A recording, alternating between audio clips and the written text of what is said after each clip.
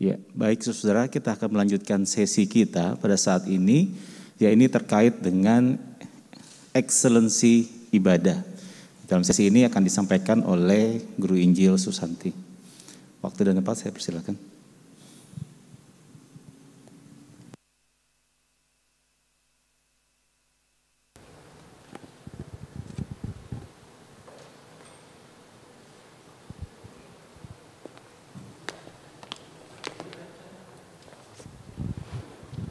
Saudara, sesi ini sebetulnya adalah sesi yang sifatnya adalah praktis, tetapi saya berusaha hal ini bukan menjadi hal yang sangat teknis, melainkan menjadi hal yang bisa memotivasi kita.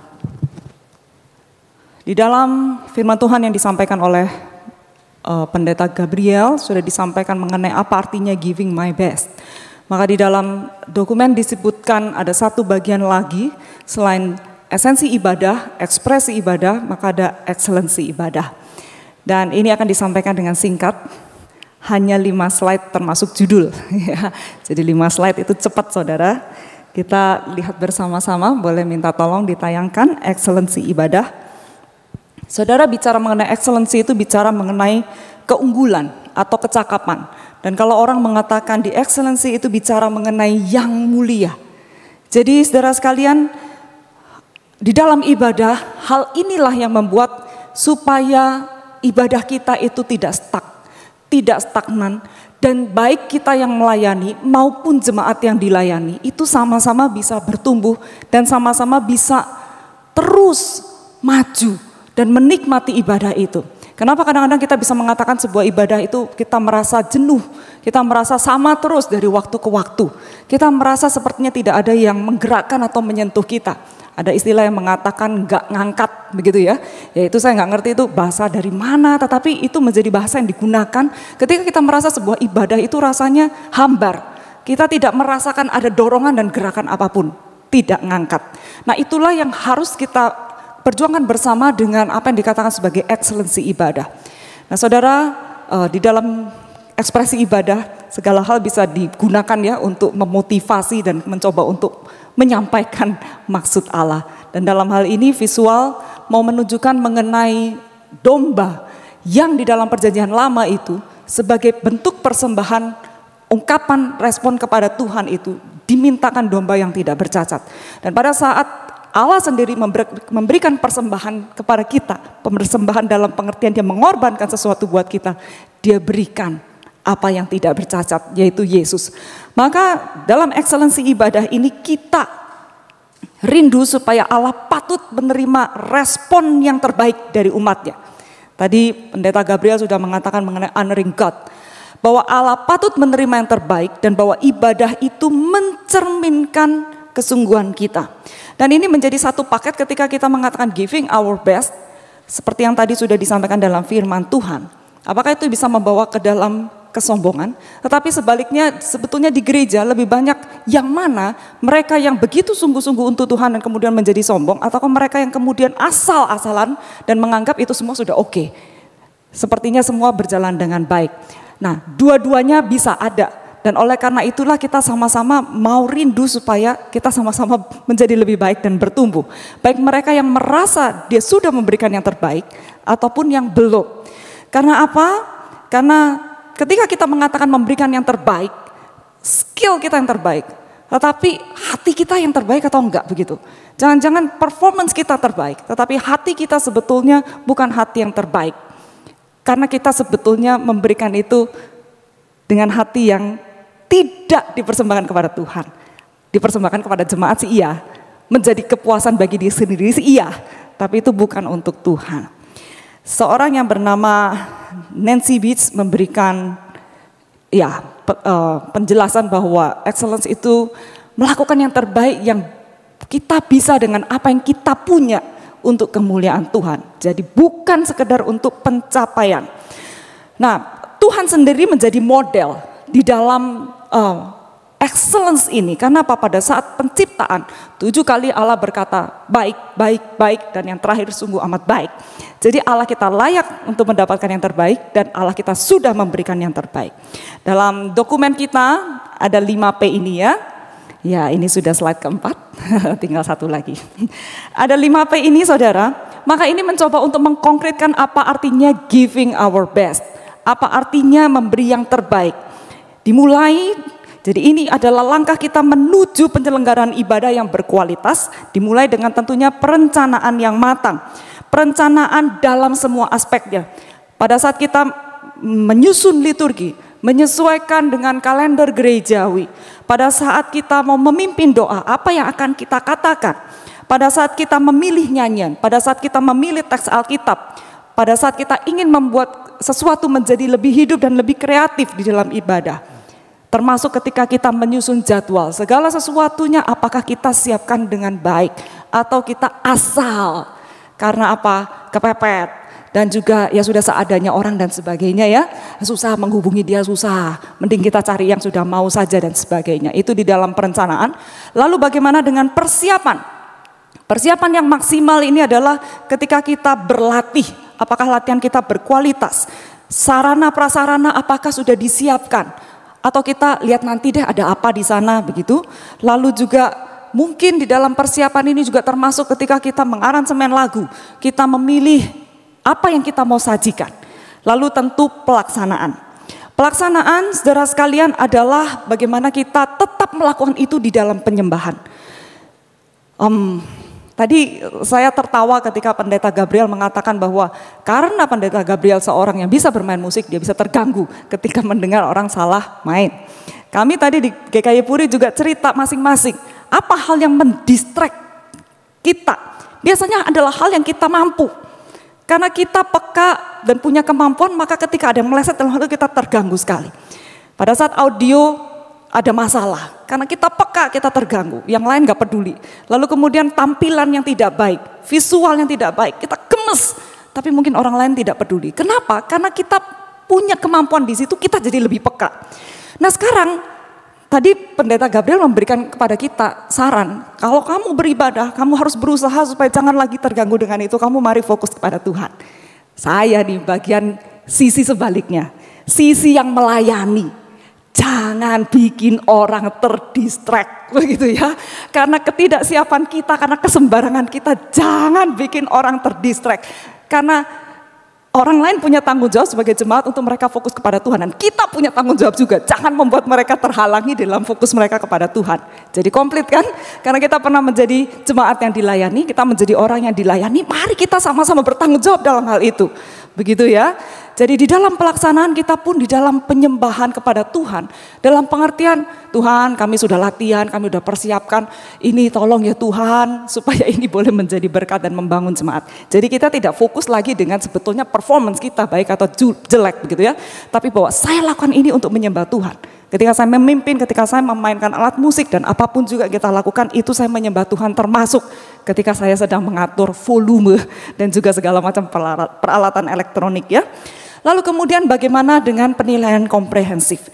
Nah, saudara sekalian, maka di sini adalah cara untuk kita bisa terus menjaga diri kita. Apakah saya sudah memberikan yang terbaik? Maka kita jangan tabu dengan apa yang disebut evaluasi. Meskipun kita tahu dampak rohani itu kita tidak bisa ukur, tetapi ini adalah tanggung jawab kita sebagai pelayan ya.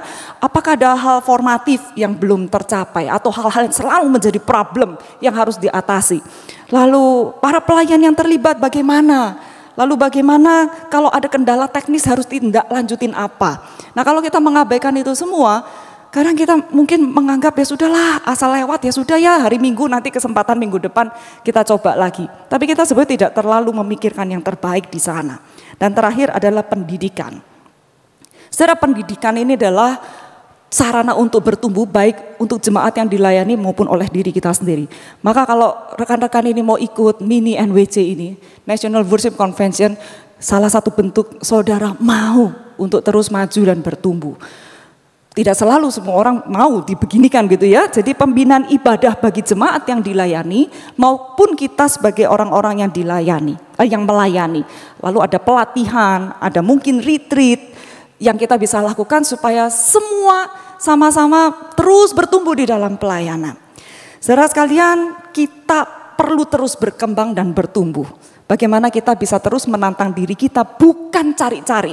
Tetapi karena kita melihat kondisi di sekitar kita tuh terus adaptasi dengan hal baru, maka sebenarnya kita tidak akan pernah ibadah kepada Tuhan tuh mandek. Tidak akan pernah. Baik dari pemahaman kita kepada ibadah itu sendiri, relasi kita dengan Tuhan, maupun juga bentuk-bentuk fisik yang menyertai. Tidak akan pernah mandek. Pasti di dalam perjalanan sebuah gereja dan pelayanan ada pergerakan pertumbuhan yang kita bisa lakukan di dalam ibadah kita. Saudara, excellency bukan berarti kita sedang mempersiapkan sebuah konser pertunjukan yang memukau jemaat. Tetapi kecakapan dan excellency itu adalah sesuatu yang sifatnya fungsional untuk membangun jemaat. Dan bukan standar dari ibadah itu sendiri, sebetulnya begitu ya. Standar ibadah itu mungkin kita mau mencoba tingkatkan, tapi tujuannya bukan kebaktian kita udah jauh lebih bagus dari yang dulu. Sebetulnya adalah untuk kebaikan daripada jemaat, untuk pertumbuhan kita bersama. Nah, kalau kita bisa lakukan ini sebaik mungkin supaya orang-orang itu semakin dekat kepada Tuhan, semakin terfasilitasi berjumpa dengan Tuhan, bukankah itu hal yang indah? Saudara, mengapa hal ini menjadi isu? Nah, ini slide terakhir ya. Isunya tuh begini saudara, soalnya ya. Ketika kita melayani Tuhan di dalam ibadah, kita tuh tidak sendirian. Kita punya banyak rekan, kita punya banyak kaitan dengan sana sini. Dan demi kita memahami bahwa ibadah itu kita mau lebih banyak orang ikut aktif ambil bagian, maka kita tidak akan pernah di dalam jumlah yang sama. Kadang-kadang ada orang yang pergi, butuh orang baru. Tapi kadang tidak ada yang pergi pun, kita ngajak orang baru untuk pelayanan kan. Nah, berarti bagaimana semuanya ini sama-sama bisa excellence. Karena ada orang-orang yang baru mungkin masih perlu dilatih. Tapi mungkin juga ada orang yang lama yang tidak berkembang, dia terus-menerus begitu saja. Lalu ada orang baru yang lebih baik. Nah, bagaimana yang lebih baik dengan yang kurang baik bisa sama-sama pelayanan? Bukankah semuanya bisa ada dalam gereja? Yang baru datang mungkin jauh lebih jago daripada yang sebelumnya. Lalu kita singkirkan yang sebelumnya. Wah, kita membawa sakit hati di dalam para pelayan, bukan? Jadi kemampuan ada yang dari sononya sudah bagus, ada yang perlu dilatih, sama-sama diajak pelayanan. Lalu kemudian pelayanan beda jarak tempuh, ada orang baru, ada orang lama. Nah, kadang orang yang lama sepertinya sudah tahu banyak, sudah tidak mau perubahan. Ada orang baru merasa kayaknya bagus kalau seperti ini. Harus sama-sama diakomodir, begitu ya. Lalu ada juga tentu yang sudah lebih pengalaman, demi gereja boleh terus berjalan begitu. Pengalaman itu harus ditularkan kepada yang lebih baru. Kadang-kadang kita malas melakukan hal itu aja, jadi dia udah biasa, dia udah jago di situ, udah kasih dia. Terus kalau kemudian Tuhan panggil pulang, dia harus gimana? Tidak pernah ada yang diajak untuk belajar bersama-sama apa yang dia mampu untuk lakukan. Jadi pelayanan di gereja itu terus berkesinambungan dan excellency itu terus diusahakan. Kita tidak bisa mengandalkan 1, 2, 3 orang, pokok kalau ada dia pasti excellence. Tidak seperti itu, bukan? Karena kita mau lebih banyak orang melayani Tuhan. Jadi inilah yang membuat pelayanan ibadah tidak akan pernah mandek. Pelayanan ibadah itu akan terus dinamis.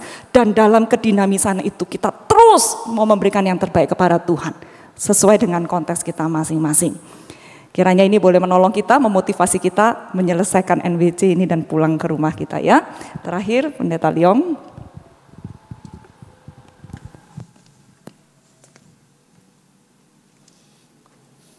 Baik, terima kasih Guru Injil Susanti.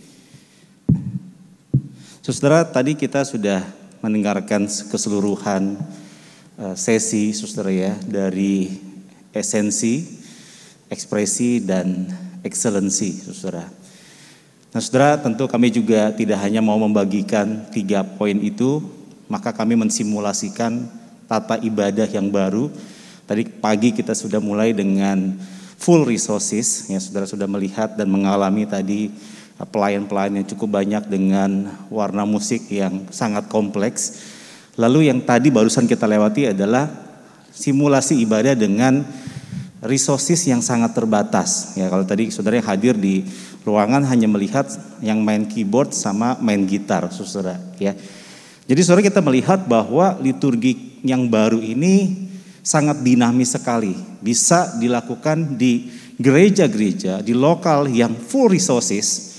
Saudara bisa mengerahkan seluruh kemampuan, mungkin bisa kombinasi ya dengan alat musik yang jauh lebih banyak lagi dibandingkan tadi yang kita simulasikan. Ataupun juga saudara yang sangat terbatas, hanya ada satu pemain keyboard atau cuma punya pemain gitar, ya, nggak punya pemain keyboard. Saudara, itu pun tetap bisa dilakukan, ya, dilakukan dan tetap tidak mengurangi, saudara, faktor yang penting yaitu sebuah respon kita, ya, untuk mengalami perjumpaan dengan Allah, ya. Jadi inilah kenapa kami memberikan simulasi supaya menolong kita untuk melihat secara real bagaimana liturgi yang baru ini dipraktekkan bersama-sama, saudara. Oke, ya, saya rasa kita memahami ini semua. Nah, saudara, masih ada waktu sebentar. Saya akan membuka terakhir sesi tanya jawab, saudara, ya. Jadi memang ada beberapa pertanyaan yang muncul dari teman-teman yang mengikuti Zoom. Dan kalau nanti yang hadir sini juga mau bertanya, mungkin saya batasi hanya 2 penanya saja, saudara, ya. Jadi tolong satu penanya jangan 10 pertanyaan, saudara. Jadi kalau bisa 1 pertanyaan saja, saudara, ya, supaya memberi kesempatan kepada penanya lain untuk juga bisa bertanya sesuatu yang penting. Nah, saudara, kalau pertanyaannya sudah dijawab baik melalui sesi ataupun ada di dalam kita punya dokumen, saudara, baca kembali dokumennya, saudara, ya. Jadi waktu saudara mau bertanya, baca kembali. Nah, saudara, kalau belum mendapatkan dokumennya, kami ada mengirimkan soft copy-nya kepada para pembina Litmus di GKY dan para gembala-gembala jemaat, ya. Jadi mungkin saudara bisa meminta filenya untuk bisa dibaca kembali, ya. Nah, saya kembali mengundang para narasumber, ya, rekan-rekan tim di pembaharuan untuk bisa maju ke depan menemani saya untuk bisa menjawab pertanyaan-pertanyaan daripada rekan-rekan. Nah, saudara, di dalam liturgi kita, saudara, ya, di mana bagian baptisan dan perjamuan kudus, saudara, kalau saudara melihat di dalam dokumen yang kami berikan, baptisan dan perjamuan kudus itu ada di posisi setelah daripada khotbah, saudara, ya. Jadi ada penjelasan di sana, saudara bisa lihat, saudara bisa baca di dalam dokumen yang tersedia, saudara, ya. Baik, saudara, silakan Pendeta Luki, Pendeta Gimin, dan Guru Injil Susanti untuk bisa maju ke depan, ya. Saya dahulukan yang di Zoom, saudara, ya, karena mereka sudah bertanya dari tadi, ya, chat terus, ya. Nah, saudara, setelah yang di Zoom, nanti saudara yang di tempat ini, ya, tolong berikan kesempatan kepada rekan-rekan lain untuk bisa bertanya, saudara, ya. Baik, ya. Untuk pertanyaan pertama, banyak gereja Protestan berupaya untuk mendesain sebuah ibadah agar umat percaya dapat berjumpa dengan Allah Tritunggal dan menjalani transformasi. Upaya yang dilakukan bisa dimulai dengan lagu-lagu yang digunakan instrumen musik, drama, musikal, pembacaan puisi, bahkan penggunaan seni visual dalam ibadah. Bagaimana dengan penggunaan ikon yang sangat kental dalam gereja Ortodoks dan Katolik? Apakah ikon dapat digunakan dalam kalangan gereja Reform untuk menolong umat berjumpa dengan Allah Tritunggal? Ya, kalau mau dapat jawaban yang lebih panjang, saudara ikut kelas di STT Amanat Agung, ada sesi yang sedikit menyinggung itulah, ya. Sekalian kami mempromosikan STTA, begitu, saudara. Iya, tetapi secara sederhana kalau saudara mencari tahu filosofi teologis daripada ikon dan filosofi budaya daripada ikon yang dipakai oleh rekan-rekan kita dari gereja Ortodoks, mereka sangat spesifik sekali, saudara. Ya, jadi ada gap yang sangat besar sekali yang saya nggak tahu apakah mudah dijembatani, tapi rasanya sulit, begitu ya. Sebab yang non Ortodoks tapi yang tradisinya cukup dekat dengan gereja Ortodoks saja belum tentu bisa menjembatani gap itu. Karena sekali lagi ikon itu punya filosofi teologis, historis dan budaya yang sangat terkait sekali dengan tradisi orang-orang gereja Ortodoks. By the way, saudara, ini sebagai pembanding saya, saudara sekalian, ya.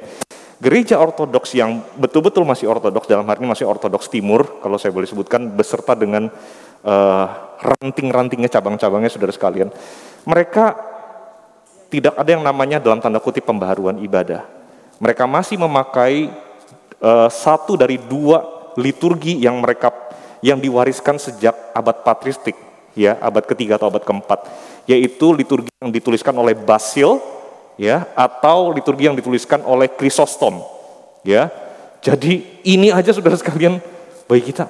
Basil itu biasanya untuk apa ya?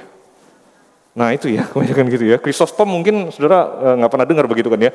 Nah jadi di situ saja kita sudah menemukan ada kesulitan begitu ya.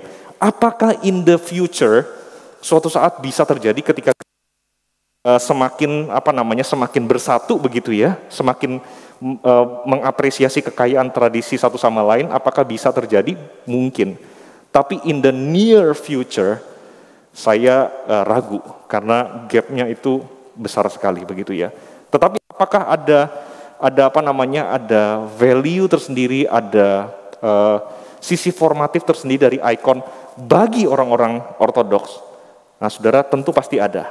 Dan di situ kita harus masuk ke dalam mereka punya budaya, baru kita bisa mengerti kenapa mereka menggunakan itu. Kalau kita pakai sekarang banyak kesulitannya begitu ya. Mungkin kira-kira itu jawaban singkat. Jangan panjang-panjang lah ya supaya jadi daftar STAA gitu ya. Oke. Ya baik, tadi bagi penanya yang di Zoom ya, jadi daftarkan diri Anda untuk mengikuti kelas di STTAA ya. Sekaligus kami mempromosikan ya STT Amanat Agung yang dimiliki oleh GKY, saudara. Baik, berikutnya saya dari Zoom juga ya. Pertanyaannya, apakah yang tradisional itu jelek atau dibuang ya? Padahal di sisi lain kita masih menggunakan yang tradisional seperti Alkitab, him dan lain-lain. Kalau yang dimaksud ialah cara WL-nya, menurut saya itu yang lebih pas. Ya, ini mungkin Laksana Susanti bisa menjelaskan. Oke, maaf karena ini yang menanyakan dari Zoom tidak bisa menanyakan balik. Apakah memang tadi ada statement di dalam pembicara yang mengatakan bahwa yang tradisional itu dibuang? Sebetulnya tidak ya. Justru di dalam pemahaman kita renewal itu bukan bermaksud mau membuang yang lama, tetapi hal-hal yang masih bisa ditingkatkan atau hal-hal yang mungkin sudah menjadi tanda petik bisa mendistract itu kan bisa saja karena sebuah kejenuhan dan sesuatu yang sepertinya tidak dinamis itu bisa membuat orang di dalam ibadah tuh jadi tidak lagi fokus dan bisa mengikuti dan menikmati dengan baik. Itu yang harus di-renew. Jadi tidak pernah ada maksud untuk membuang yang tradisional. Dan kalau tadi misalnya perkataan votum, saya memang yang menjawab ya, mengatakan bahwa itu digunakan oleh gereja tradisional, maksudnya itu bukan gereja tradisional itu jelek, bukan. Maksudnya itu gereja-gereja mainstream memang menggunakan votum. Itu mungkin ya, jadi tidak pernah dimaksudkan bahwa hal-hal yang tradisional dibuang. Tidak ada pernah maksud seperti itu. Ya, baik ya. Nah, saudara, banyak pertanyaan-pertanyaan lagi di Zoom itu yang berkaitan dengan technical. Jadi sekali lagi kami merefer kepada dokumen yang kami berikan, khususnya untuk siapa yang memimpin bagian apa. Saudara perhatikan dengan jelas di dalam dokumen kami sudah memberikan penjelasan-penjelasan terkait dengan demikian, yang memang itu sangat khusus akan dituliskan rohaniwan ya. Nah, di luar itu saudara itu pasti liturgis begitu ya. Jadi itu sangat teknikal sekali. Dan terkait dengan penggunaan lagu tadi berapa kali pengulangan dan sebagainya macamnya. Nah itu saudara, apakah itu akan mempengaruhi durasi waktu ibadah? Ya pasti. Tetapi saudara tentu saja sekali lagi tadi kita sudah bicara sama-sama terkait dengan penggunaan jenis lagu, alat musik itu menjadi pergumulan serius antara majelis dan rohaniwan setempat. Ya, jadi sekali lagi tolong Bapak Ibu majelis dan rohaniwan setempat menggumuli kembali ya seberapa panjang durasi waktu yang kita gunakan untuk menolong jemaat ya berpartisipasi aktif dan tentu juga menolong jemaat untuk mengalami perjumpaan dengan Allah. Jadi sekali lagi saudara ya ini mengenai dengan durasi waktu saudara ya. Nah itu beberapa pertanyaan-pertanyaan yang saya langsung jawab saja saudara ya. Nah, saya berikan kesempatan 2 orang penanya dari yang hadir di onsite ya. Silakan ada satu lagi, ada lagi, saudara. Oke, 2 ya. Baik, silakan terlebih dahulu.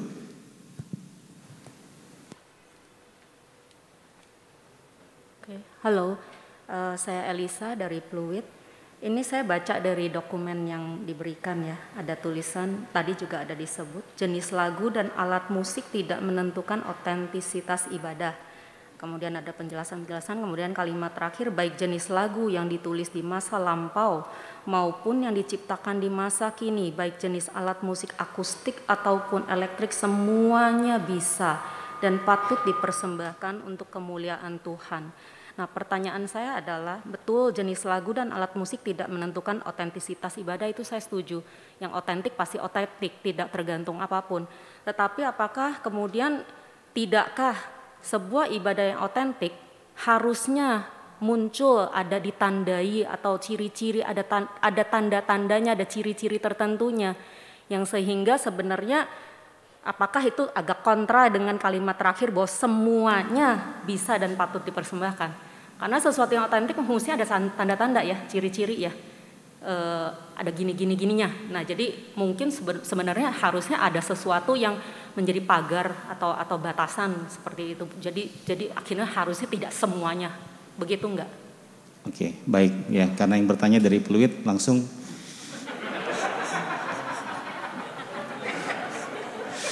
pembinanya langsung menjawab ya, biar klop begitu kan. Kalau dari Pluit kita selesaikan sendiri ya. dia nggak butuh aku, dia nggak butuh jawabannya aku. Oh gitu ya, ya diajak makan dulu gitu maksudnya. Iya. Istilah autentik ini saudara sekalian mungkin mesti dibedakan dengan yang baik, yang beneficial, yang formatif begitu ya. Karena ketika bicara soal autentik ini, saudara sekalian kita betul-betul harus tempatkan hal-hal yang betul-betul betul-betul dinyatakan oleh Alkitab begitu ya. Di luar itu memang kita lebih memilih mungkin bukan istilah autentik, tapi yang baik, yang bermanfaat, yang lebih sesuai di konteks kita segala macam. Itulah sebabnya terkait dengan isu tadi itu, kami tidak kemudian memberikan ciri-ciri alat musik tertentu yang terkait dengan otentisitas ibadah begitu ya. Nah, kalau ditanya soal pagar, apakah tidak ada? Sama sekali ada sebenarnya, yaitu tadi pagar pergumulan teologis dan pergumulan pastoral. Nah, kesulitan daripada dokumen ini untuk menjabarkannya secara rinci adalah artinya, kalau mau rinci sudah kita harus membuat dokumen ini menjadi lebih panjang begitu ya. Dan memang ada kesulitan kalau terkait pastoral, tiap konteks pergumulan pastoralnya berbeda. Maka sesuai dengan natur daripada dokumen ini adalah panduan dasar, statement itu saja yang diberikan, yaitu pergumulan teologis dan kemudian keputusan pastoral yang perlu diambil. Artinya memang tiap lokal harus bergumul sebaik-baiknya. Nah, terkait lagi balik soal pagar begitu ya, ada pagar-pagar yang lain, tapi di dalam studi yang kami lakukan, jenis alat musik itu bukan menjadi pagar. Ya, jenis alat musik itu karena sangat terkait sekali dengan culture, gitu ya, sangat terkait sekali dengan culture. Misalnya begini, kalau saya dengar, saya ikut kebaktian orang Pakistan, atau misalnya orang Kristen di Mesir, saudara, mereka akan menggunakan alat musik yang sama dengan yang digunakan oleh rekan-rekan kita, saudara sepupu kita. Dan saudara, karena kita nggak ngerti bahasanya gitu ya, kita akan dengar persis banget begitu ya. Nah, dalam hal itu, di dalam pemahaman seperti itu, apakah kita akan pakai alat musik mereka? Kalau kita pakai, tidak menggugat otentisitas ibadah kita, ya. Tapi apakah itu beneficial untuk kita, membawa benefit? Apakah itu formatif? Apakah itu kontekstual? Mungkin tidak. Karena cengkok-cengkoknya lagu Pakistan tuh, musik ini contohin musik saya gitu ya. Nah, itu pasti akan nggak cocok buat kita lah begitu ya. Nah, jadi mungkin kami memahaminya dengan cara seperti itu, Bu ya. Jadi yang otentik memang kita lebih fokuskan kepada apa yang sebanyak-banyaknya kita bisa tangkap dari Alkitab, tapi di luar itu kami mungkin akan lebih memilih pengertian yang lain, yang baik, yang benar, yang lebih formatif, yang lebih cocok, lebih kontekstual. Mungkin lebih ke situ. Termasuk dalam hal ini artinya urusan musik juga sih begitu. Dan dalam hal ini, saudara sekalian, tanggung jawab besar ada di setiap kita yang melayani sebagai pelayan-pelayan ibadah. Kita harus bergumul secara serius, Ya, kita bergumul secara serius untuk kemudian melihat bagaimana pimpinan Tuhan di tengah-tengah lokal tempat kita melayani, begitu ya. Dan tiap lokal pasti akan berbeda. Jadi saudara tidak perlu tidak perlu khawatir kalau misalnya saudara datang ke Mangga Besar, lalu saudara melihat suasana ibadahnya, alat musiknya seperti ini, lalu kemudian saudara misalnya, let's say lagi datang ke luar pulau, ke GKY Balikpapan aja deh, gereja asal saya, mungkin rekan-rekan yang Balikpapan juga ada begitu ya, saudara akan melihat suasana yang berbeda. Nggak apa-apa, karena memang konteks pergumulan pastoralnya ada perbedaan, begitu. Kira-kira mungkin seperti itu. Mudah-mudahan menjawab. Nanti kalau kurang menjawab, saya yakin ada Bok Sugimin bisa menjawab. Ya. Baik, satu penanya lagi tadi dari. Oke, ya silakan.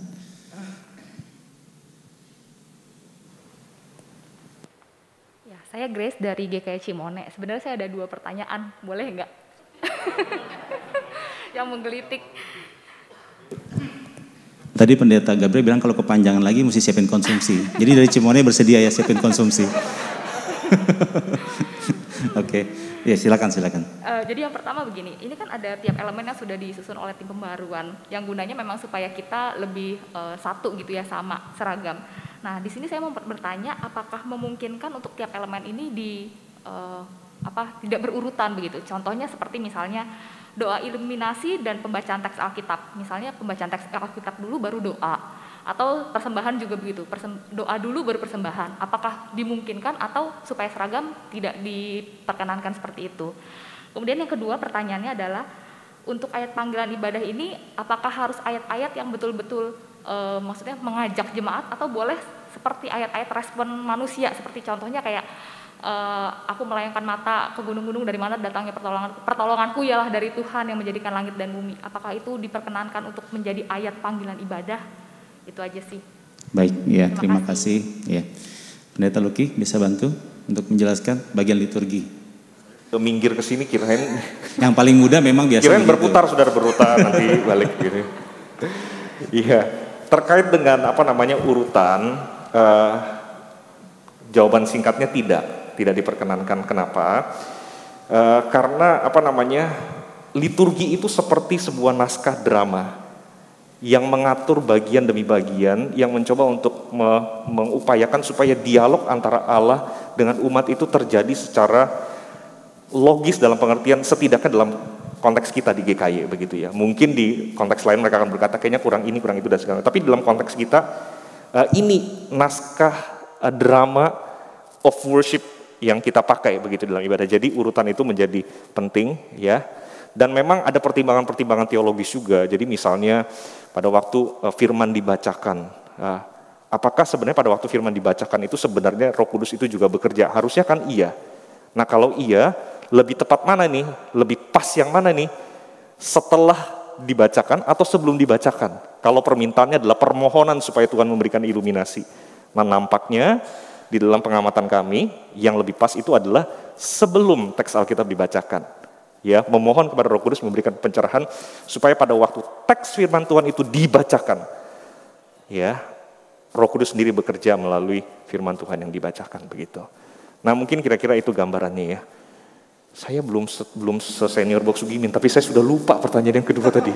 Maaf. Ya. Apa tadi ya? Tadi pertanyaan kedua ayat. Penggunaan ayat.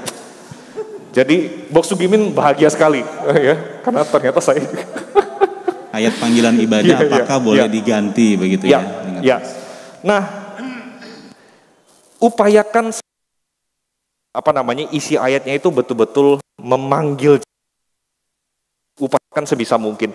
Nah, ada kalanya memang kadang-kadang kita bisa menggunakan kalimat-kalimat yang di dalam Mazmur, salah satunya contohnya tadi, atau misalnya aku hendak bersyukur padamu dan segala macamnya gitu ya. Nah, saya secara pribadi, rekan-rekan nggak tahu bagaimana begitu ya. Saya secara pribadi, saya tidak akan terlalu sering memakai yang seperti itu. Ya, kalaupun mau dipakai, saya akan combine. Nah, rekan-rekan di sini ada ruang rekan-rekan. Karena apa? Karena teks kitab yang kita pakai di liturgi kita itu fungsinya liturgical. Maksudnya apa? Ini bukan fungsi exegetical, di mana maksudnya kita harus membaca teks secara akurat, lalu kemudian meneliti, maka tidak boleh ada bagian yang terpotong begitu ya. Nah tapi fungsi liturgical itu adalah mencoba untuk menggunakan kata-kata firman Tuhan menjadi bagian dari naskah liturgi kita. Nah, di dalam hal ini saudara sekalian, kita punya keleluasaan. Contoh paling konkret misalnya begini. Ada kata-kata tertentu, kata sambung misalnya dalam Mazmur gitu ya, yang sah-sah saja kita keluarin misalnya. Lalu kemudian kita sambungkan dengan alur ibadah itu sendiri supaya flow-nya lebih baik. Atau misalnya begini, saya akan pakai misalnya panggilan beribadahnya Mazmur 100 pasal 1, tapi mungkin saya akan pakai Mazmur pasal yang lain, ayat yang lain, yang isinya responsimat, ya Tuhanku aku hendak memuji Engkau misalnya begitu.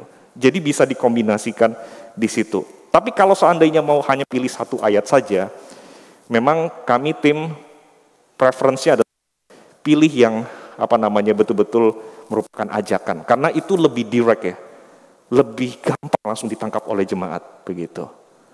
Mudah-mudahan bisa menjawab. Ya, terima kasih. Ya, baik saudara ya, saya rasa cukup ya untuk sesi pertanyaan pada saat ini. Nah saudara, nanti kalau memang masih ada pergumulan, ya, biarlah itu bergumul bersama-sama di lokal masing-masing ya, dengan pembina, gembala, majelis ya, untuk bersama-sama menggumuli bagaimana kemudian menghadirkan ibadah yang transformatif sesuai dengan panduan yang sudah diberikan ya. Saudara, kami menyadari panduan ini tidak memasukkan begitu banyak detail-detail karena kami berusaha untuk meringkasnya seringkas mungkin dan prinsip-prinsip yang penting yang dimasukkan saudara. Tapi kita percaya saudara dengan segala dokumen yang dituliskan ini menolong kita untuk bisa melaksanakan tugas dan panggilan gerejawi ya. Ini kita menggumuli, merancang, melaksanakan ibadah yang memuliakan Allah Tritunggal dan membangun kehidupan jemaat Tuhan ya. Sekali lagi saudara, saya mewakili teman-teman daripada tim pembaharuan mengucapkan terima kasih ya untuk kepercayaan yang diberikan baik oleh Sinode GKY, bidang ibadah dan seluruh jemaat untuk bisa kemudian mempresentasikan ya, kami menggumuli mempresentasikan apa yang menjadi hasil daripada penelitian kami ya. Baik saudara, terima kasih Bapak Ibu ya, boleh silakan duduk. Saudara, kita bersyukur kepada Tuhan Allah Tritunggal yang memungkinkan acara mini NWC ini terjadi. Saudara, acara ini rencana kami desain 29 Januari, namun karena pandemi ya, lonjakan yang sangat tinggi, akhirnya kita terpaksa harus mengundur sampai di hari ini. Tapi sekali lagi bersyukur bahwa semuanya bisa terjadi karena anugerah daripada Tuhan semata. Nah, saudara, saya mewakili seluruh panitia mini NWC mengucapkan terima kasih kepada Pendeta Yohanes Adri, Ketua Umum Sinode GKY, Pendeta Gabriel, Ketua Bidang Ibadah yang telah menyampaikan firman Tuhan dalam simulasi ibadah yang kita lakukan tadi. Kami juga mengucapkan terima kasih untuk Gembala dan Majelis Jemaat GKY BSD yang sudah memberikan tempat untuk terselenggaranya acara mini NWC pada hari ini. Terima kasih juga untuk para gembala jemaat, Bajem dan Pos GKY yang mensupport dan ikut hadir di dalam acara mini NWC baik secara onsite maupun secara Zoom. Terima kasih juga untuk kepada para majelis BPBJ, BPP, pengurus bidang ibadah atau litmus, para aktivis, para hamba Tuhan yang telah mengikuti acara mini NWC ini secara hybrid dari pagi sampai sore. Terima kasih untuk kesediaan waktu saudara. Terima kasih untuk para narasumber tim pembaharuan ibadah, Pendeta Luki dari Mangga Besar, Guru Injil Susanti dari Puri, Pendeta Gimin dari Pluit yang bersama-sama dengan saya dalam satu tim kami bergumul menganalisa, meneliti, menggumuli dan menuliskan dokumen ibadah yang sangat berharga untuk kita bersama-sama di dalam menapaki hari-hari ke depan ibadah di GKY ya. Dan saya juga mengucapkan terima kasih untuk para panitia yang mempersiapkan acara ini. Guru Injil Luciana boleh, ada nggak ya Guru Injil Luciana hadir? Boleh silakan, solusi boleh maju ke depan ya. Lalu kemudian Guru Injil Joyce, ya Guru Injil Luciana dari Citra Garden, Guru Injil Joyce dari Karawaci, Guru Injil Stephen dari Sunter, dan Guru Injil Alex dari BSD ya. Oke, silakan rekan-rekan boleh maju ke depan ya. Saudara, mereka bekerja di belakang layar ya. Kami berkomunikasi jarak jauh saudara, Medan, Jakarta, Tangerang dengan Zoom ya. Namun tanpa kehadiran mereka, tanpa kerja keras mereka, saya juga tidak mungkin bisa melaksanakan acara ini dengan sangat baik. Mari kita berikan aplaus sekali lagi saudara buat teman-teman panitia ya. Terima kasih, silakan duduk ya. Terima kasih juga untuk seluruh staf ya di GKBSD yang ikut membantu ya, para cleaning service yang juga membantu terselenggaranya acara ini saudara ya. Mari kita memberikan tepuk tangan buat kita bersama saudara yang dengan setia hadir dari pagi sampai sore ini ya. Berikutnya saya berikan kepada Muste Gabriel, Ketua Bidang Ibadah Sinode, untuk kemudian menutup seluruh rangkaian daripada mini NWC ini.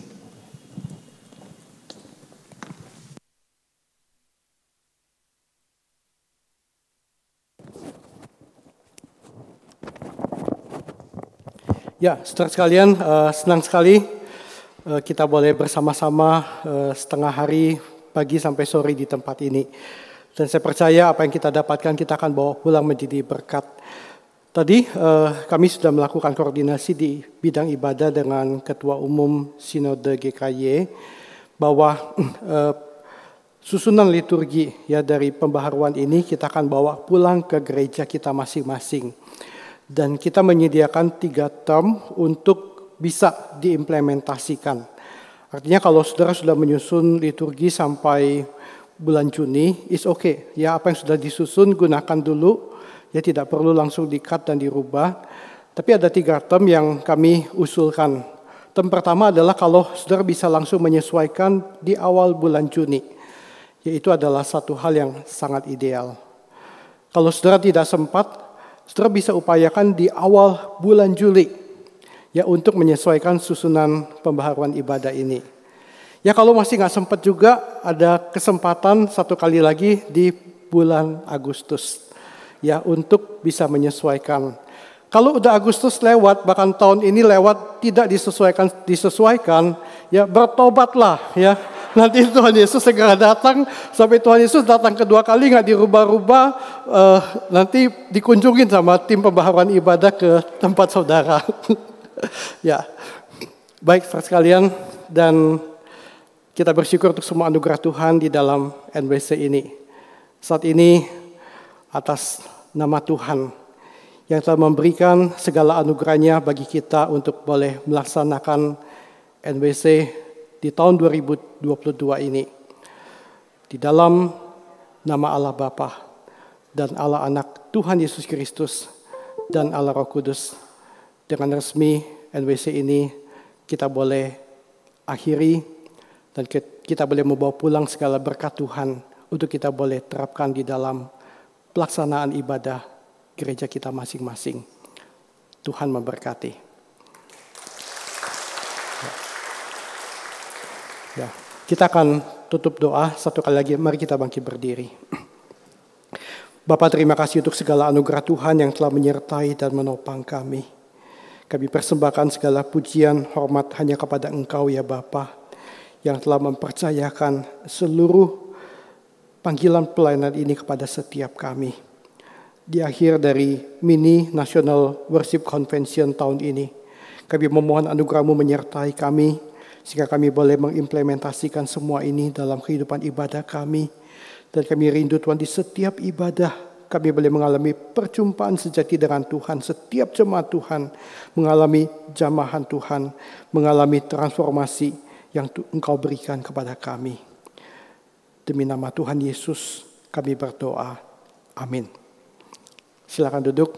Sampai ketemu di NWC berikut. Tuhan memberkati.